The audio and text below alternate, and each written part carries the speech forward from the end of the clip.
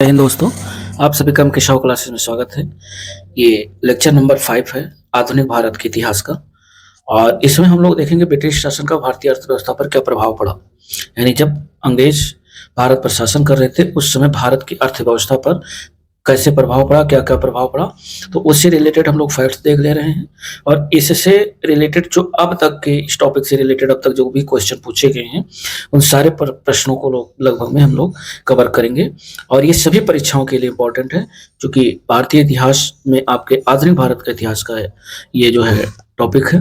तो देर न करते हुए वीडियो को शुरू करते हैं। चैनल पर पहली बार है तो चैनल को लाइक, शेयर और अपने मित्रों के साथ जो है शेयर करें तथा सब्सक्राइब जरूर करें। तो इसमें हम लोग देखते हैं ब्रिटिश शासन का भारतीय अर्थव्यवस्था पर प्रभाव। इससे रिलेटेड जो भी फैक्ट्स हैं, थोड़ा पहले फैक्ट्स देख ले रहे हैं, फिर क्वेश्चन को हम लोग कवर करेंगे। इसमें कह रहा है कि ब्रिटिश शासन के दौरान भारत में धनिक वर्ग द्वारा भू संपत्ति, यानी जो धनिक वर्ग था उन्होंने भू संपत्तियों में निवेश करने को तरहीज दिए जाने के कारण उद्योगों का कोई स्वतंत्र विकास नहीं हो सका। यानी जो इंडस्ट्री है उसका कोई स्वतंत्र रूप से विकास नहीं हो सका। बट जो है 1793 ईस्वी में जब लॉर्ड कॉर्नवालिस ने भू राजस्व की अस्थायी बंदोबस्त प्रणाली को प्रारंभ किया, तो ये ध्यान रखिएगा जो है लॉर्ड कॉर्नवालिस ने, ये क्वेश्चन कई बार पूछा गया है कि अस्थायी बंदोबस्त को किसने प्रारंभ किया। तो अस्थायी बंदोबस्त को प्रारंभ किया था लॉर्ड कॉर्नवालिस ने, और कब? 1793 ईस्वी में। इसे इस्तमरारी, जागीरदारी, मालगुजारी एवं बीसवेदारी आदि भिन्न भिन्न नामों से भी जाना जाता है। ध्यान रखिएगा, अस्थायी बंदोबस्त अगर आ गया इस्तमरारी या जागीरदारी व्यवस्था या मालगुजारी प्रणाली या बीसवेदारी जो है आदि नामों से आता है, तब भी आपको ये समझना है कि अस्थायी बंदोबस्त प्रणाली ही है जिसे लॉर्ड कॉर्नवालिस ने 1793 ईस्वी में लागू किया था। ये व्यवस्था बंगाल, बिहार, उड़ीसा और उत्तर प्रदेश के वाराणसी तक के क्षेत्र में लागू थी। ये भी ध्यान रखिएगा, अस्थायी बंदोबस्त जो प्रणाली थी एक तो आपके बंगाल में और एक बिहार, उड़ीसा और उत्तर प्रदेश के वाराणसी तक के क्षेत्र में लागू थी। इसके अंतर्गत समूचे ब्रिटिश भारत के क्षेत्रफल का लगभग ये देखा जाए 19% जो हिस्सा था वह शामिल था। यानी संपूर्ण भारत के क्षेत्र का लगभग 19% हिस्से पर अस्थायी बंदोबस्त प्रणाली लागू थी। इस व्यवस्था के अंतर्गत जमींदारों के एक नए वर्ग को भूस्वामी घोषित कर दिया गया, जिसे भूमि के लगान का 10/11वां भाग कंपनी को देना था तथा 1/11 भाग अपनी सेवाओं के लिए अपने पास रखना था। अस्थायी बंदोबस्त के अंतर्गत जमींदार जो थे वो छोटे पूंजीपति यानी भद्र नवाब थे। अस्थायी भूमि बंदोबस्त या जमींदारी प्रथा के बाद अंग्रेजों द्वारा भारत में भू राजस्व वसूली हेतु लागू की गई दूसरी व्यवस्था जो थी वो थी रैयतवाड़ी व्यवस्था। ध्यान रखिएगा, भू राजस्व व्यवस्था के बाद दूसरी जो व्यवस्था लागू की गई वो रैयतवाड़ी व्यवस्था लागू की गई। और इस व्यवस्था के जन्मदाता जो थे वो टॉमस मुनरो थे और कैप्टन रीड, ये दो लोग थे। कई बार यहाँ से भी क्वेश्चन बना हुआ है कि रैयतवाड़ी व्यवस्था को किसने लागू किया या इसके जन्मदाता कौन थे, तो टॉमस मुनरो और कैप्टन रीड थे। तथा सर्वप्रथम इसे कहाँ लागू किया गया, यहाँ से भी क्वेश्चन बना हुआ है। तो सबसे पहले इसे तमिलनाडु के 12 महल जिले में लागू किया गया था। तत्पश्चात ये व्यवस्था मद्रास, बंबई के कुछ हिस्सों में तथा पूर्वी बंगाल, असम एवं कुर्ग जो कि आधुनिक कर्नाटक का एक भाग है में लागू की गई। इस प्रथा के अंतर्गत रैयतों को भूमि की जो है मालिकाना और कब्जादारी अधिकार दिए गए थे। प्रत्यक्ष रूप से ये सीधे तथा व्यक्तिगत रूप से अगर देखा जाए तो वह स्वयं सरकार को भू राजस्व का भुगतान करने के लिए उत्तरदायी थे। इस व्यवस्था ने कृषक भू स्वामित्व की स्थापना की। इसके अंतर्गत कुल ब्रिटिश भारत के भू क्षेत्र का 51% हिस्सा शामिल था। इस व्यवस्था के अंतर्गत लगान की जो वसूली थी वह कठोरता से की जाती थी तथा लगान की दर भी काफी ऊंची थी, ये ध्यान रखिएगा। उसके बाद आता है महालवाड़ी पद्धति। महालवाड़ी पद्धति में भू राजस्व व्यवस्था कृषक के जो है साथ नहीं थी, बल्कि प्रत्येक ग्राम अथवा महाल यानी जागीर का एक भाग के साथ स्थापित की जाती थी। इसके अंतर्गत यदि कोई व्यक्ति अपनी भूमि छोड़ देता था तो ग्राम समाज इस भूमि को संभाल लेता था। यह ग्राम समाज ही सम्मिलित भूमि यानी समलात तथा अन्य भूमि का स्वामी होता था। और यह पद्धति उत्तर प्रदेश, मध्य प्रांत तथा पंजाब में यानी लागू की गई थी। इसके अंतर्गत कुल ब्रिटिश भारत के भू क्षेत्र का लगभग में 30% हिस्सों पर इसे लागू किया गया था, महालवाड़ी प्रथा। आगे हम लोग देखते हैं, आगे कह रहा है ये बहुत ज्यादा थ्योरी पूछी जाती है, वेल्थ ऑफ ड्रोन, यानी धन के बहिर्गमन का सिद्धांत अथवा अफवाह, जिसे ड्रेन की राष्ट्रवादी परिभाषा का तात्पर्य है भारत से धन संपत्ति एवं माल का इंग्लैंड में हस्तांतरण था।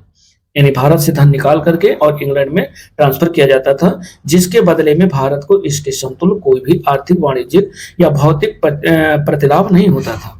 तो दादा भाई नौरोजी ने क्या किया, धन के बहिर्गमन के सिद्धांत के सबसे पहले और सर्वाधिक प्रखर प्रतिपादक थे, जिन्होंने अपने लेख एवं पुस्तकों में जो है इंग्लैंड डेप्थ टू इंडिया, पुस्तक का नाम है poverty and un-British rule in India. कई बार ये पुस्तक पूछा गया है कि पॉवर्टी एंड जो है अनब्रिटिश रूल इन इंडिया नामक पुस्तक किसने लिखी, तो ये लिखी दादा भाई नौरोजी ने। और the wants and means of India तथा on the commerce of India के माध्यम से अपने अफवाह सिद्धांत का जो है प्रतिपादन किया।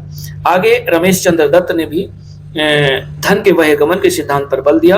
उन्होंने अपने लेख इकोनॉमिक हिस्ट्री ऑफ इंडिया में यह मत प्रकट किया है कि सकल राजस्व का आधा भाग प्रतिवर्ष भारत से बाहर चला जाता है।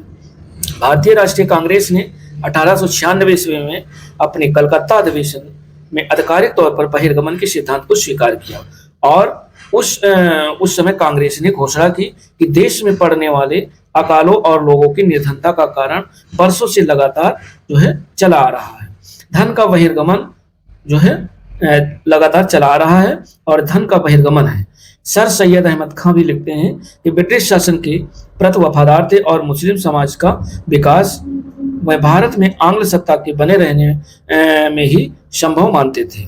अतः वह दादा भाई नौरोजी के उत्सरण सिद्धांत में विश्वास नहीं करते थे। ब्रिटिश शासन के समय अर्थव्यवस्था को खोखला करने के सिद्धांत पर दादा भाई नौरोजी ने पुस्तक लिखी। दादा भाई ने जो है अंग्रेजी राज्य की शोषण नीतियों का अनावरण किया और कहा कि यह राज्य भारत को दिन प्रतिदिन लूटने में लगा है, जिसके कारण भारत निर्धन देश बनता जा रहा है। इसके परिप्रेक्ष्य में ही उन्होंने अपनी ड्रेन थ्योरी जो है दी थी। दादा भाई नौरोजी 1825 में इनका जन्म हुआ, 1917 में इनकी मृत्यु हुई। ने 1865 में डब्ल्यू.सी. बनर्जी के साथ मिलकर लंदन इंडिया सोसाइटी का गठन किया। तो ध्यान रखिएगा, लंदन इंडिया सोसाइटी का गठन किसने किया, डब्ल्यू.सी. बनर्जी और दादा भाई नौरोजी ने मिलकर के। यहाँ से भी क्वेश्चन बना है और इसका कार्य भारत के दुख दर्दों का प्रचार करना था। 1892 में लिबर्टी पार्टी के टिकट पर ब्रिटिश हाउस ऑफ कॉमन्स के लिए चुने जाने वाले वह पहले भारतीय थे, दादा भाई नौरोजी। ध्यान रखिएगा, ये क्वेश्चन यहाँ से कई बार बना हुआ है। अब हम लोग देखते हैं इससे रिलेटेड जो भी क्वेश्चन अब तक पूछे गए हैं उन क्वेश्चनों पर हम लोग जो है चर्चा करते हैं। तो इसमें जो है पहला क्वेश्चन कह रहा है कि भारत में उपनिवेशी शासन में होम चार्जेस भारत से संपत्ति दोहन का महत्वपूर्ण अंग थे। निम्नलिखित में कौन सी निधि या निधियां होम चार्जेस की संगठक थी। तो इसमें आपको बताना, लंदन में इंडिया ऑफिस के भरण पोषण के लिए प्रयोग में लाई जाने वाली निधि। दूसरा कह रहा, भारत में कार्यरत अंग्रेज कर्मचारियों के वेतन तथा पेंशन देने हेतु प्रयोग में लाई जाने वाली निधि। तीसरा कह रहा कि भारत के बाहर हुए युद्धों को लड़ने में अंग्रेज द्वारा प्रयोग में लाई जाने वाली निधि। तो इसमें आपका ये फर्स्ट नंबर आपका सही है और सेकंड नंबर सही है, थर्ड वाला गलत है। तो इस हिसाब से एक सही है और दो सही है, यानी राइट ऑप्शन आपका बी नंबर होगा, केवल एक और दो सही है। तो फर्स्ट नंबर का बी विकल्प सही है। आगे हम लोग देखते हैं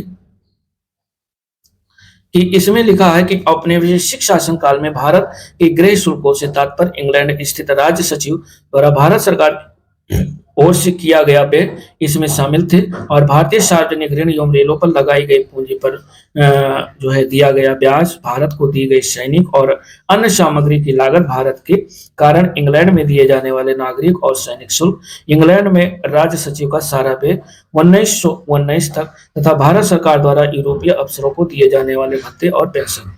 भारत के बाहर हुए युद्धों को लड़ने में अंग्रेजों द्वारा प्रयोग में लाई जाने वाली निधि गृह शुल्कों पर भारित नहीं थी, अतः बी जो है आपका सही आंसर है। क्वेश्चन नंबर सेकंड कह रहा है कि शब्द इंपीरियल प्रेफरेंस का प्रयोग किया जाता था। तो इंपीरियल प्रेफरेंस का प्रयोग किया जाता था, ये कहाँ किया जाता था? तो भारत में ब्रिटिश आयातों पर दी गई विशेष रियायतों के लिए, भारत में ब्रिटिश आयातों पर दी गई विशेष रियायतों के लिए इंपीरियल प्रेफरेंस का प्रयोग किया जाता था। यानी सेकंड नंबर का ए ऑप्शन आपका सही है। आगे कह रहा है कि ब्रिटिश काल में इंपीरियल प्रेफरेंस शब्दावली का प्रयोग भारत में ब्रिटिश आयातों पर दी गई विशेष रियायतों के लिए किया जाता था। क्वेश्चन नंबर 3 कह रहा है कि ब्रिटिश शासन के दौरान भारत में उद्योगों का कोई स्वतंत्र विकास नहीं हुआ था और इसका कारण यानी मेन रीजन क्या था? तो भारी उद्योगों का अभाव या विदेशी पूंजी की कमी या प्राकृतिक संसाधनों की कमी। इसमें यह था कि धनिक वर्ग द्वारा भू संपत्ति में निवेश करने को तरहीज दिया जाना। तो इसी कारण जो है उद्योगों का कोई स्वतंत्र विकास नहीं हो पाया। क्यों? क्योंकि इसका मेन रीजन था कि धनिक वर्ग द्वारा भू संपत्ति में निवेश करने को तरहीज दिया जाना। तो राइट ऑप्शन 3 नंबर का डी विकल्प है। ब्रिटिश शासन के दौरान भारत में धनिक वर्ग द्वारा भू संपत्ति में निवेश करने को वरीयता दिए जाने के कारण उद्योगों का कोई स्वतंत्र विकास नहीं हो सका। 4 नंबर क्वेश्चन कह रहा है कि इस्तमरारी बंदोबस्त किसने लागू किया? अभी हम लोगों ने ऊपर फैक्ट्स में पढ़ा है। तो इस्तमरारी बंदोबस्त जो है लागू किया था लॉर्ड कॉर्नवालिस ने। यानी राइट ऑप्शन आपका सी विकल्प है। 1793 ईस्वी में लॉर्ड कॉर्नवालिस ने भू राजस्व की अस्थायी बंदोबस्त प्रणाली का प्रारंभ किया। इसे इस्तमरारी, जमींदारी, मालगुजारी एवं बीस बेदारी आदि भिन्न भिन्न नामों से जाना जाता है। यह व्यवस्था बंगाल, बिहार, उड़ीसा तथा उत्तर प्रदेश के वाराणसी तक लागू थी। इसके अंतर्गत समूचे ब्रिटिश भारत के क्षेत्रफल का लगभग 19% हिस्सा इसमें शामिल था और इस व्यवस्था के अंतर्गत जमींदारों के एक नए वर्ग को भूस्वामी घोषित कर दिया गया, जिसे भूमि के लगान का 10/11 भाग कंपनी को देना था और 1/10 भाग अपनी सेवाओं के लिए अपने पास रखना था। अस्थायी बंदोबस्त के अंतर्गत जमींदार छोटे पूंजीपति जो है थे, अर्थात भद्र नवाब थे, छोटे पूंजीपति। क्वेश्चन नंबर 5 देखिए, बहुत ही कई बार पूछा गया क्वेश्चन। कह रहा है किसके प्रशासन काल में अस्थायी बंदोबस्त प्रारंभ किया गया था? तो किसके प्रशासन काल में अस्थायी बंदोबस्त प्रारंभ किया गया था? ये किया गया था, उस समय प्रशासन था लॉर्ड कॉर्नवालिस का। तो लॉर्ड कॉर्नवालिस के प्रशासन में अस्थायी बंदोबस्त प्रणाली लागू की गई थी। राइट ऑप्शन 5 नंबर का बी विकल्प सही है। कई बार यूपी पीसीएस में आपके पूछा गया, उत्तराखंड पीसीएस में भी पूछा गया है। अगला क्वेश्चन कह रहा है अस्थायी बंदोबस्त किससे किया गया? तो ये किया गया था जमींदारों से, यानी अस्थायी बंदोबस्त जमींदारों से किया गया था। तो राइट ऑप्शन 6 नंबर का ए विकल्प है जमींदार। 7 नंबर क्वेश्चन कह रहा है कि अस्थायी बंदोबस्त किसके साथ किया गया? तो ये किया गया था जमींदारों के साथ, यानी राइट ऑप्शन आपका ए विकल्प है 7 नंबर का जमींदारों के साथ। 8 नंबर क्वेश्चन कह रहा है कि किस गवर्नर जनरल ने भारत में अस्थायी भू राजस्व व्यवस्था स्थापित की? तो वो गवर्नर जनरल थे Lord Cornwallis. Lord Cornwallis governor general के समय भारत में अस्थायी भू राजस्व व्यवस्था स्थापित की गई थी। भारत में अस्थायी भू राजस्व व्यवस्था, और उस समय गवर्नर जनरल थे लॉर्ड कॉर्नवालिस। इन्हीं के समय में अस्थायी भू राजस्व व्यवस्था लागू की गई थी। 9 नंबर क्वेश्चन कह रहा है लॉर्ड कॉर्नवालिस की अस्थायी बंदोबस्त लागू किया गया था, कब लागू किया गया था? तो ये लागू किया गया था, अभी हम लोगों ने ऊपर देखा है 1793 में, यानी फैक्ट्स इसीलिए इंपॉर्टेंट है। लॉर्ड कॉर्नवालिस का जो अस्थायी बंदोबस्त लागू किया गया वो 1793 ईस्वी में लागू किया गया। तो 9 नंबर का राइट ऑप्शन आपका डी विकल्प है। और 10 नंबर का जो क्वेश्चन है वो आपका कह रहा है कि 1793 में लॉर्ड कॉर्नवालिस की भू राजस्व प्रणाली लागू होने के बाद कानूनी विवादों की प्रवृत्ति में बढ़ोतरी देखी गई। निम्नलिखित प्रावधानों में से किस एक को सामान्यतः इसके कारक के रूप में जोड़कर देखा जाता है? तो इसमें दिया हुआ है रैयत की तुलना में जमींदारों की स्थिति को अधिक सशक्त बनाना, सही है। और ईस्ट इंडिया कंपनी को जमींदारों का आधिपत्य बनाना, ये भी आपका सही है। और न्यायिक पद्धति को अधिक कार्यकुशल बनाना, ये भी सही है। यानी आपका राइट ऑप्शन आपका डी विकल्प होगा। उपयुक्त ABC कथनों में से कोई भी सही नहीं है, अर्थात ना तो आपका ए सही है, ना आपका बी सही है, और ना आपका सी ही सही है। तो इसका जो राइट ऑप्शन होगा वह डी विकल्प होगा। 1793 में लॉर्ड कॉर्नवालिस द्वारा प्रारंभ जो है अस्थायी बंदोबस्त जमींदारी प्रथा वाली भू राजस्व प्रणाली में जमींदारों का भूमि पर वास्तविक अधिकार स्वीकार कर लिया गया था। जब तक कि वह लगभग एकत्र कर उसका 10/11 भाग सरकार को देते रहते। लेकिन जमींदारों का भू क्षेत्र निर्धारित नहीं था। लगान रहित अनुदान भूमि चारागाह प्रति आध भूमि निर्धारित न होने के कारण कानूनी विवाद बढ़े। जमींदार एवं कृषकों के बीच अनेक माध्यमों के कारण भी विधिक वादों की संख्या में बढ़ोतरी हुई। स्पष्ट है, अब इस विकल्प आपका डी विकल्प मानना है, तो इसमें जो है आपका डी विकल्प सही होगा, यानी कोई भी सही नहीं है। आगे हम लोग देखते हैं क्वेश्चन नंबर जो है 11। क्वेश्चन नंबर 11 कह रहा है कि चिर अस्थायी बंदोबस्त जो कि 1793 के अंतर्गत जमींदारों से अपेक्षा की गई थी कि खेतिहरों को पट्टा जारी करेंगे। अनेक जमींदारों ने पट्टा जारी नहीं किए, और इसका क्या कारण था? तो जमींदारों के ऊपर किसानों का विश्वास था नहीं। दूसरा, जमींदारों के ऊपर कोई सरकारी नियंत्रण नहीं था, यही सही है, यानी जो भी जमींदार थे उनके ऊपर कोई सरकारी नियंत्रण नहीं था, इसीलिए जो है पट्टा जारी नहीं हो सके। तो 11 नंबर का जो राइट ऑप्शन है वो बी विकल्प है, जमींदारों के ऊपर कोई सरकारी नियंत्रण नहीं था, और सी भी गलत है और डी भी गलत है। यानी इसमें कह रहा है कि लॉर्ड कॉर्नवालिस 1793 में अस्थायी बंदोबस्त व्यवस्था लागू की। इसके तहत जमींदार जिन्हें भू स्वामी के रूप में मान्यता प्राप्त थी, वो अपने क्षेत्र में भू राजस्व की वसूली कर उसका 1/11वां हिस्सा अपने पास रखना होता था। शेष हिस्सा कंपनी के पास जमा करना होता था। जमींदार काश्तकारों से मनचाहा लगान वसूल करता था, और समय से लगान न देने वाले काश्तकारों से जमीन भी वापस छीन ली जाती थी। कुल मिलाकर काश्तकार पूरी तरह जमींदारों की दया पर निर्भर था। जमींदारों के ऊपर कोई सरकारी नियंत्रण नहीं था, जिस कारण बहुत से मामलों में पट्टे जारी नहीं किए जाते थे। इसी के फलस्वरूप 1859 ईस्वी के रेंट एक्ट पारित होने के 3 दशक पहले कुछ जिलों में और बंगाल बिहार सीमा के संथाल क्षेत्र के किसानों ने अपने परंपरागत अधिकारों की रक्षा के लिए हिंसा का सहारा लिया। तो ये है 12 नंबर क्वेश्चन आपका कह रहा है। 12 नंबर कह रहा है कि बिहार में परमानेंट सेटलमेंट लागू करने का कारण था, यानी बिहार में जो परमानेंट सेटलमेंट लागू किया गया उसका क्या कारण था? तो उसका कारण था भू राजस्व का राजस्व निर्णय करना। भूमि का जो राजस्व है उसका जो है निर्णय राजस्व करे, यानी राइट ऑप्शन आपका 12 का सी विकल्प है, यही मेन इसका कारण था। लॉर्ड कॉर्नवालिस के समय भू जो राजस्व है व्यवस्था प्रारंभ में 10 वर्षीय व्यवस्था के रूप में 1790 ईस्वी में लागू की गई, जो 22 मार्च 1793 को परमानेंट सेटलमेंट यानी अस्थायी बंदोबस्त के रूप में स्थापित हुई। इस व्यवस्था को बिहार में लागू करने का मुख्य कारण कंपनी के लिए भू राजस्व की एक निश्चित राशि तय करना था। 13 नंबर क्वेश्चन हम लोग देखते हैं, और 13 नंबर क्वेश्चन कह रहा है कि रिक्त स्थान की पूर्ति करना है। यहाँ डैश लिखा हुआ है, यहाँ आपको फिल करना है। में बंगाल और बिहार की भूमि पर किराएदारों के अधिकारों को बंगाल किराएदारी अधिनियम द्वारा दिया गया था। तो ये क्या दिया गया था? 13 नंबर का जो राइट ऑप्शन है वो आपका ए विकल्प है, 1885 ईस्वी। यानी 1885 ईस्वी में बंगाल और बिहार में भूमि पर किराएदार के अधिकारों को बंगाल किराएदारी अधिनियम द्वारा दिया गया था। तो राइट ऑप्शन 13 नंबर का ए विकल्प है, 1885। आगे हम लोग 14 नंबर क्वेश्चन देखते हैं। 14 नंबर क्वेश्चन कह रहा है निम्नलिखित में से कौन ब्रिटिश शासन के दौरान भारत में रैयतवाड़ी बंदोबस्त के प्रारंभ किए जाने से संबंध था? यानी Lord Cornwallis, Alexander Read, Thomas Munro. तो इसमें जो थे बंदोबस्त के प्रारंभ किए जाने से संबंधित हैं, और वो संबंधित हैं आपके अलेक्जेंडर रीड, और जो है तीसरा है थॉमस मुनरो। यानी ब्रिटिश शासन के दौरान जो भारत में रैयतवाड़ी बंदोबस्त शुरू की गई वो अलेक्जेंडर रीड और थॉमस मुनरो के नेतृत्व में की गई। यानी राइट ऑप्शन आपका सी विकल्प सही है, 14 नंबर का। आगे रैयतवाड़ी बंदोबस्त अंग्रेजों द्वारा भारत में भू राजस्व वसूली है लागू की गई थी, एक प्रणाली थी। अलेक्जेंडर रीड ने मद्रास प्रेसिडेंस में सर्वप्रथम 1792 में तमिलनाडु के 12 महल क्षेत्र में रैयतवाड़ी व्यवस्था लागू की। थॉमस मुनरो ने 1809 में कुछ क्षेत्रों में इसको लागू किया। 1820 में मद्रास का गवर्नर बनने पर उसने इसे मद्रास में लागू किया। मुनरो के शिष्य एल फिस्टन ने इसे बॉम्बे प्रेसिडेंस में लागू किया।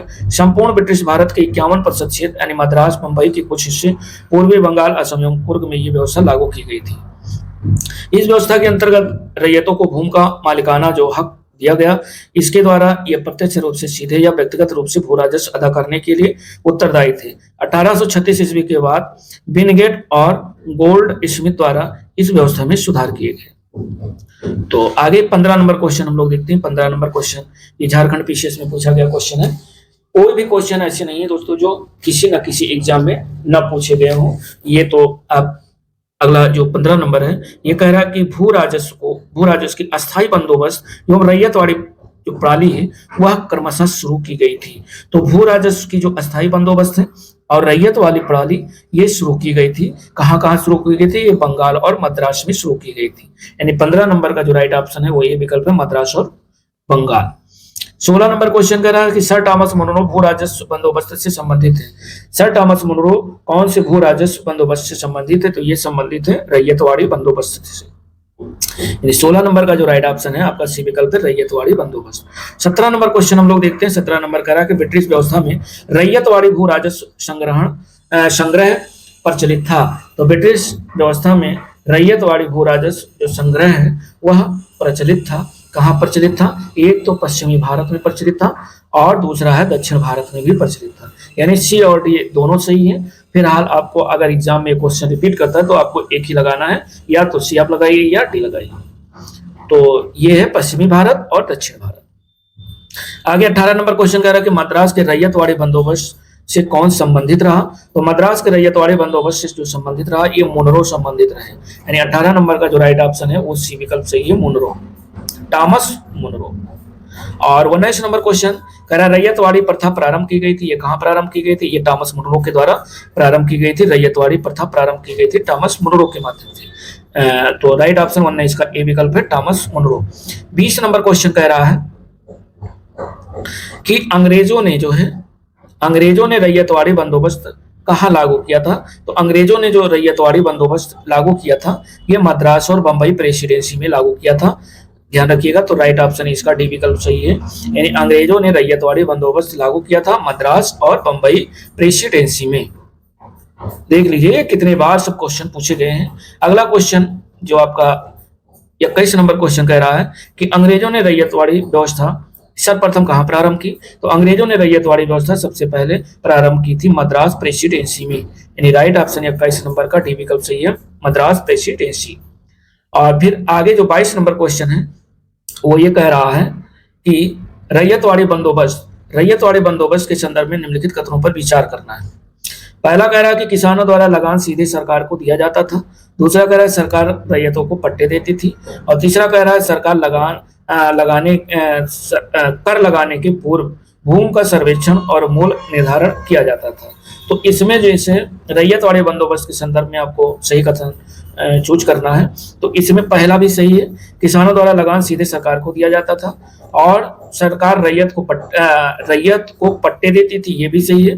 तीसरा कह रहा है कर लगाने के पूर्व भूमि का सर्वेक्षण और मूल्य निर्धारण किया जाता था, ये भी सही है। यानी 1, 2 और 3 तीनों सही है। तो ए बी यानी सी ऑप्शन इसका 22 नंबर का सही है। आगे 23 नंबर क्वेश्चन हम लोग देखते हैं। 23 नंबर कह रहा है कि वह प्रथा जिसके तहत किसान स्वयं भूमि का मालिक होता था और सरकार को भू राजस्व के भुगतान के लिए जिम्मेदार माना जाता था। तो वह प्रथा जिसके तहत किसान स्वयं भूमि का मालिक होता था और वह प्रथा थी रैयतवाड़ी प्रथा। रैयतवाड़ी प्रथा में सरकार को भू राजस्व के भुगतान के लिए जिम्मेदार माना जाता था और रैयतवाड़ी व्यवस्था में किसान भूमि का स्वयं मालिक होता था। तो 23 नंबर का राइट ऑप्शन बी विकल्प है, रैयतवाड़ी प्रथा। 24 नंबर क्वेश्चन कथन और कारण पर आधारित है। तो कथन और कारण इसको देखते हैं। इसमें लिखा हुआ है कि कथन दिया हुआ है कि ब्रिटिश सरकार ने भारत के अलग अलग भागों में भू राजस्व की अलग अलग व्यवस्था लागू की थी, एकदम सही है। और कारण क्या कह रहा है कि इससे भारतीय किसानों में अलग अलग वर्ग बन गए, ये भी सही है। तो पहला और दूसरा दोनों सही है और फर्स्ट और इसका जो है ए आर दोनों सही है। आर ए की सही व्याख्या भी करता है। राइट ऑप्शन आपका ए विकल्प सही है क्वेश्चन नंबर 24 का। आगे 25 नंबर क्वेश्चन कह रहा है, 25 नंबर कह रहा है कि जो है पंजाब भूमि हस्तांतरण अधिनियम का पारित किया गया। तो पंजाब भूमि हस्तांतरण अधिनियम जो पारित किया गया था ये 1900 ईस्वी में पारित किया गया था। यानी राइट ऑप्शन आपका सी विकल्प सही है 25 का। कह रहा पंजाब भूमि हस्तांतरण अधिनियम 1900 ईस्वी में पारित किया गया था, जिससे कृषकों की भूमि का गैर कृषकों के पास हस्तांतरित होना समाप्त हो गया। 25 नंबर के बाद हम लोग 26 नंबर क्वेश्चन देखते हैं और 26 नंबर क्वेश्चन कह रहा है कि असम में सर्वप्रथम चाय कंपनी की स्थापना कब हुई थी। तो असम में सबसे पहले चाय कंपनी की स्थापना 1839 ईस्वी में हुई थी, यानी 26 नंबर का राइट ऑप्शन सी विकल्प 1839। असम में सर्वप्रथम चाय कंपनी की स्थापना 1839 ईस्वी में हुई। यह कंपनी 5 लाख रुपए की पूंजी के साथ इंग्लैंड में स्थापित की गई थी तथा नजीरा असम में इस कंपनी का मुख्यालय था। द असम कंपनी भारत की सबसे पुरानी व्यावसायिक चाय कंपनी, ये भी ध्यान रखिएगा, पूछा गया है कई बार। द असम जो कंपनी है भारत की सबसे पुरानी व्यावसायिक चाय कंपनी है जो कि इस समय वर्तमान में भी कार्यरत है, तो ये ध्यान रखिएगा। 26 नंबर का राइट ऑप्शन सी विकल्प 1839। 27 नंबर क्वेश्चन ये मैचिंग पर आधारित है। सूची फर्स्ट को सूची सेकंड के साथ मैच कराना है और सूची फर्स्ट को सूची सेकंड के साथ यदि मैच कराते हैं, सूची फर्स्ट में दिया हुआ है और सूची सेकंड। सूची फर्स्ट में जैसे दिया हुआ है जजमानी, जो जजमानी व्यवस्था थी ये कहाँ प्रचलित थी, तो जजमानी व्यवस्था आपके ये उत्तर प्रदेश में प्रचलित थी ज्यादा। और 12 बलूट योजना थी ये आपके महाराष्ट्र में प्रचारित थी। और मिरासी जो है जमींदारी चलती थी या कह लीजिए, तो ये कहां पर था, तो ये था आपके तमिलनाडु में। और अडाडे ये कर्नाटक की थी। तो इस हिसाब से 1-3 और 1-3-4-2 यानी राइट ऑप्शन आपका डी विकल्प इसका सही है, 1-3-4-2। इसमें कह रहा कि जजमानी ये उत्तर प्रदेश, 12 बलूट महाराष्ट्र और मिरासी तमिलनाडु में और अडाडे एक कर्नाटक में। यूपीएससी द्वारा जारी उत्तर कुंजी में इस प्रश्न का उत्तर विकल्प भी दिया गया है जो कि गलत है। यूपीएससी ने इसका आंसर बी विकल्प दिया है, जिसमें भी 1, 3, 2 और 4 में कंफ्यूजन है, ध्यान रखिएगा। 28 नंबर क्वेश्चन कह रहा है कि ब्रिटिश भारत में सैन्य बल पर केंद्रीय राजस्व का कुल कितना % व्यय होता था। तो जब ब्रिटिश भारत में सैन्य यानी सैनिक बल पर केंद्रीय राजस्व का कुल कितना % व्यय होता था, तो कुल 40% जो है खाली सैनिक कल्याण पर व्यय किया जाता था ब्रिटिश भारत में। यद्यपि इस तरह के प्रश्न का उत्तर विवादित होता है तथा कई स्रोत ब्रिटिश भारत में औसतन सैन्य बल पर खर्च को केंद्रीय राजस्व का लगभग 40% जो है मानते हैं। राइट ऑप्शन 28 नंबर का ए विकल्प है, 40%। 29 नंबर क्वेश्चन आपका कह रहा है, 29 नंबर क्वेश्चन कह रहा है कि जो दादा भाई नौरोजी द्वारा प्रतिपादित अपवाह सिद्धांत यानी ड्रेन थ्योरी जो दिया था कि सही परिभाषा नीचे दिए गए कथन में आती है। तो इसमें किस में आती है, पहला देश के संसाधनों का उपयोग ब्रिटेन के हित में किया जा रहा था, ये गलत है। दूसरा कह रहा भारत की राष्ट्रीय संपदा का एक भाग अथवा कुल वार्षिक उत्पादन ब्रिटेन को निर्यात कर दिया जाता था, इसके लिए भारत को कोई वास्तविक प्रतिफल नहीं मिलता था, ये आपका सही है। यही इन्होंने ड्रोन सिद्धांत में, ड्रेन थ्योरी में यही दादा भाई नौरोजी ने दिया था। तो 29 नंबर का जो राइट ऑप्शन है वो बी विकल्प है। और आगे हम लोग देखते हैं 30 नंबर क्वेश्चन। 30 नंबर क्वेश्चन कह रहा है कि निम्न में से किसने निकास के सिद्धांत यानी ड्रेन थ्योरी का प्रतिपादन किसने किया, तो ड्रेन थ्योरी का प्रतिपादन दादा भाई नौरोजी ने किया। इसे आप ड्रेन थ्योरी कहिए या निकास के सिद्धांत के नाम से जाना जाता है। तो राइट ऑप्शन 30 नंबर का ए विकल्प है, दादा भाई नौरोजी।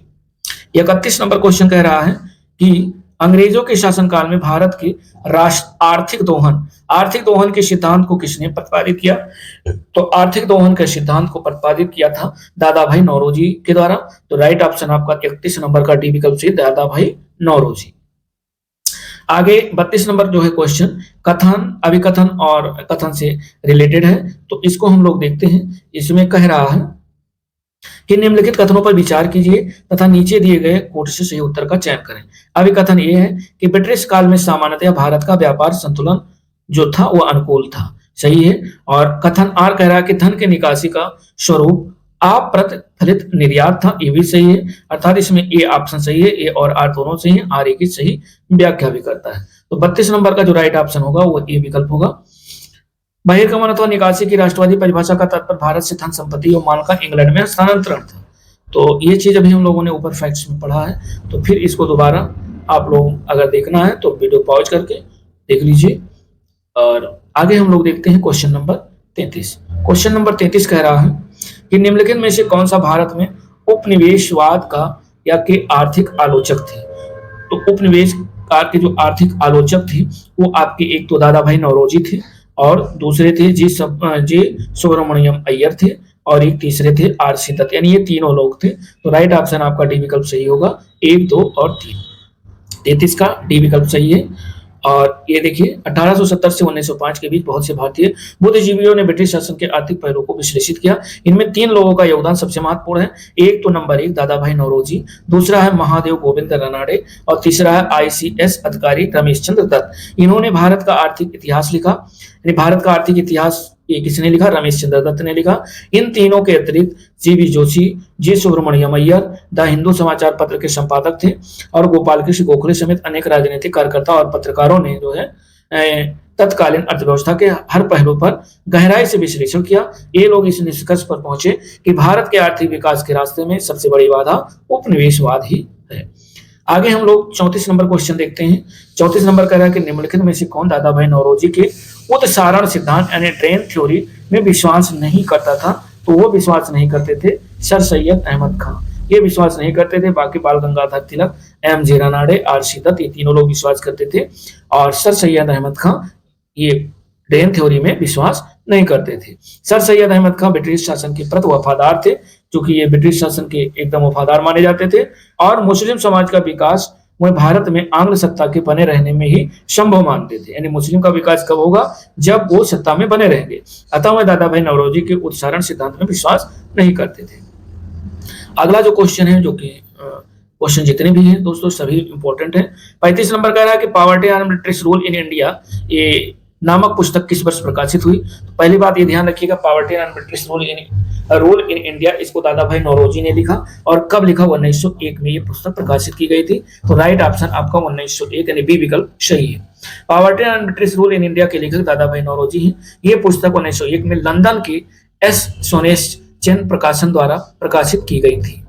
अगला जो क्वेश्चन है, poverty and British rule in India नामक पुस्तक किसने लिखी? ये आप बखूबी जानते हैं कि दादा भाई नौरोजी की बहुत ही महत्वपूर्ण पुस्तक है। और यहाँ से क्वेश्चन आपके वन लाइनर काफी बने हुए हैं विभिन्न एग्जामों में, सभी परीक्षाओं में ये क्वेश्चन देखने को मिलता है। और ये प्रकाशित कब हुई? अभी हम लोगों ने देखा कि 1901 में ये प्रकाशित की गई थी लंदन से। आगे 37 नंबर क्वेश्चन कह रहा है कि ब्रिटिश हाउस ऑफ कॉमन्स में चुने जाने वाले दादा भाई नौरोजी प्रथम भारतीय थे। इन्होंने इस दल के टिकट पर चुनाव लड़ा था। तो किस दल के जो है टिकट पर चुनाव लड़ा था? जो कि ब्रिटिश हाउस ऑफ कॉमन्स में चुने जाने वाले पहले भारतीय थे। तो इन्होंने उदारवादी दल से जो है इन्होंने चुनाव लड़ा था, इन्हें टिकट मिला था। और ये ब्रिटिश हाउस ऑफ कॉमन्स में चुने जाने वाले प्रथम भारतीय थे दादा भाई नौरोजी।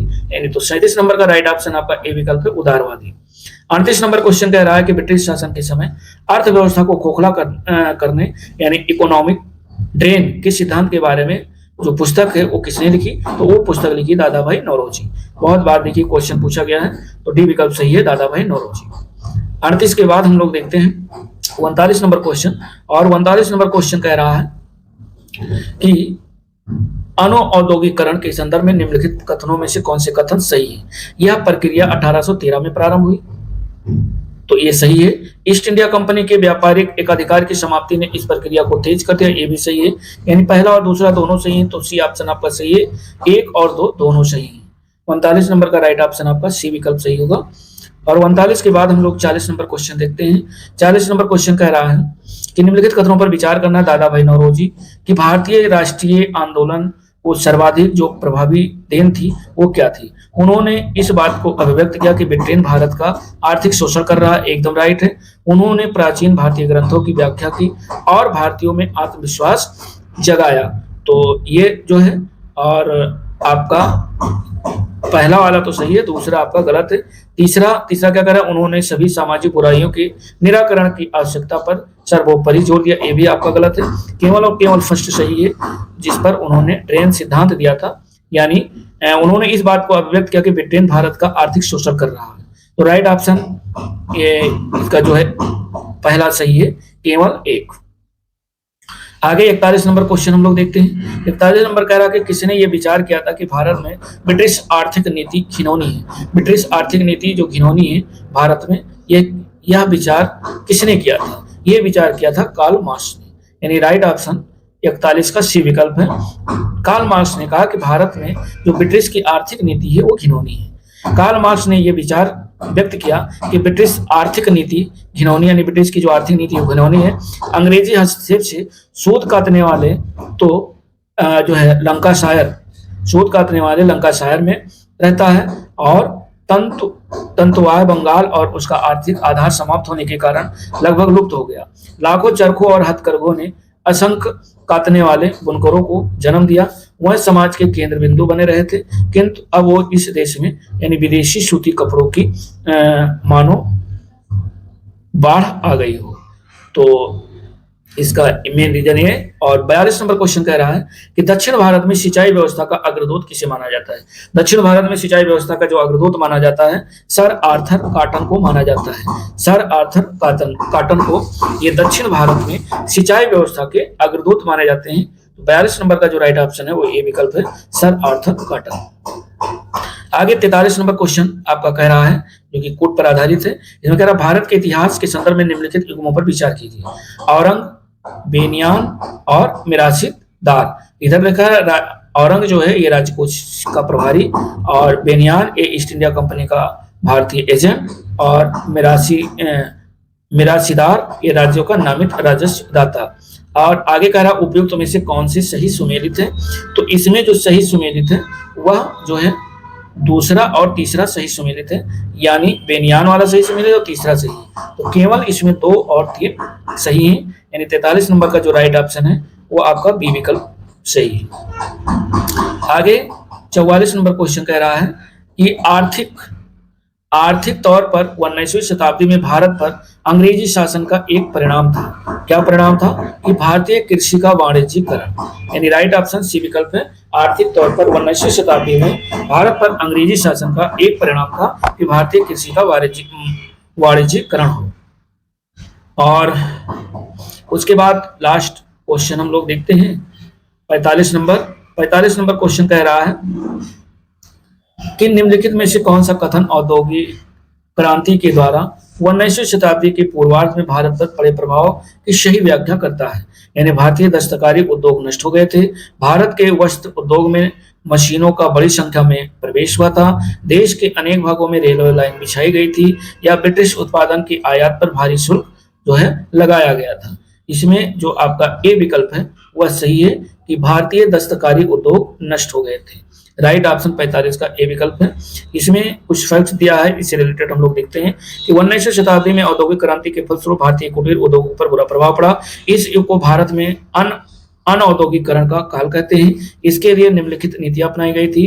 पहला है कि भारत पर मुक्त व्यापार नीति को लागू करना, दूसरा है भारतीय माल पर अत्यधिक चुंगी कर लगाना, तीसरा है ब्रिटिश कंपनी द्वारा भारत से कच्चे माल का निर्यात, चौथा है रेल मार्गों का विकास, और पांचवा है विदेशी निर्माताओं को उद्योग लगाने के लिए विशेष सुविधाएं देना। इत्यादि इन सभी कारणों ने मिलकर भारतीय परंपरागत दस्तकारी उद्योग का विनाश कर दिया। इस संबंध में कार्ल मार्क्स ने लिखा है, क्या लिखा है देख लेते हैं कि ये अंग्रेज घुसपैठिया था जिसने भारतीय खड्डी को तोड़ दिया, चरखे का नाश कर दिया, तथा जो देश सूती वस्त्र के लिए जाना जाता था उसे सूती वस्त्रों से भर दिया। तो ये दोस्तों रहा 45 क्वेश्चन जो अब तक विभिन्न एग्जामों में पूछे गए हैं, उनको हम लोगों ने कवर किया और इसकी फैक्ट्स को देखें। वीडियो दोस्तों अच्छा लगा हो तो वीडियो को लाइक एक बार जरूर कर दिया करें, लाइक शेयर और जो है सब्सक्राइब जरूर करें। मिलते हैं दोस्तों नेक्स्ट वीडियो के साथ, तब तक के लिए नमस्कार, मस्त रहिए, व्यस्त रहिए, धन्यवाद।